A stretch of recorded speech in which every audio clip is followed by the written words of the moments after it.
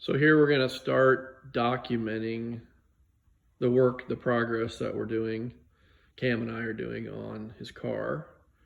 What kind of car is this, Cam? We got a 1979 Oldsmobile Starfire. You remember what engine's in it? A Chevy 305. That's right. So this one, they didn't put an Oldsmobile engine in it. They stopped using the Olds engine, so this one has a little V8 in it. The story on this car, real quick, is that it was built in Pennsylvania, and the original owner sold the car to a friend of mine about 1.5 years ago, and he didn't do a lot with it. It basically just sat in his shop. They worked on it a little bit, but then, and he never titled it or tagged it or anything. So Cam and I looked at the car and liked it, so we ended up buying it. So it's actually kind of a one-owner car before we got it. And the lady that bought it worked in the factory that built it. So she was a factory assembly worker and bought this car. So, and she said it has every single option that you could get on this car except for intermittent wipers. And I have the window sticker for it, came with the car. So I have all the option codes and I believe it. It's pretty well equipped. It's got posi rear end in it. It's got all the gauges in it. It's got a TH200 3-speed transmission. It's got the buckets in it, of course, and then the back seat's folded down right now. But it has a lot of options on it, basically. So open that up real quick, Cam. I'll show you. Just pull it up. It's not latched. So we just have a bunch of extra stuff. No, just hold it for a minute. We'll shut it back down. But the spare tire there, everything's here. The jack, everything was in it. It's a complete car.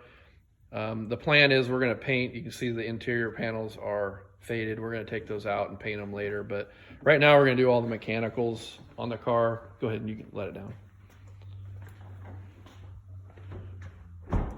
We're going to do go ahead and open the hood, I guess. And you can see the brakes are pretty crusty, so we'll end up completely redoing those. Last week, we just started on the car last week. We bought the car about 3 weeks ago, and we did some work. We worked on it last Sunday for several hours, and we got the exhaust out of it, which was a small chore to get to the exhaust manifold bolts, and we took the flywheel cover off of it, and it has the very heavy catalytic converter, which I'm sure is completely full and clogged by now. So we took that off, and we took off the torque arm. If those of you that don't know, on a later video, we'll show underneath the car, but it's got this big long torque arm. We had to buy a new battery for it. Yeah, we had to buy a new battery for it so we could start it. It did start and it did run, not very well. It misses pretty good, but that's the torque arm sitting on the floor there. Because these don't have upper control arms on the rear end, they only have lower control arms, so that's basically the lever arm to keep the rear end from twisting up. But here's the little 305. It's got a little 2-barrel carburetor on it. You can see it's basically just a mess. Everything's there. It's got air conditioning, got power brakes, power steering. It's pretty well, like I said, it's pretty well loaded up, the car.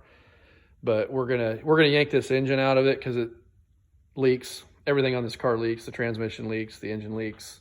So we're gonna take the engine out, clean up this whole engine bay. There's some janky wiring, as you can see, just random wires run. Not sure what those are, but we're just gonna clean it up, give Cam some experience. So that's what we're up to, and that's the start of this thing. And like I said, we'll probably do another video of it, the underside of it, which is a little crusty. It's a Pennsylvania car, but it's not horrible. It's not completely rotted out. So, all right, that's the start of this thing.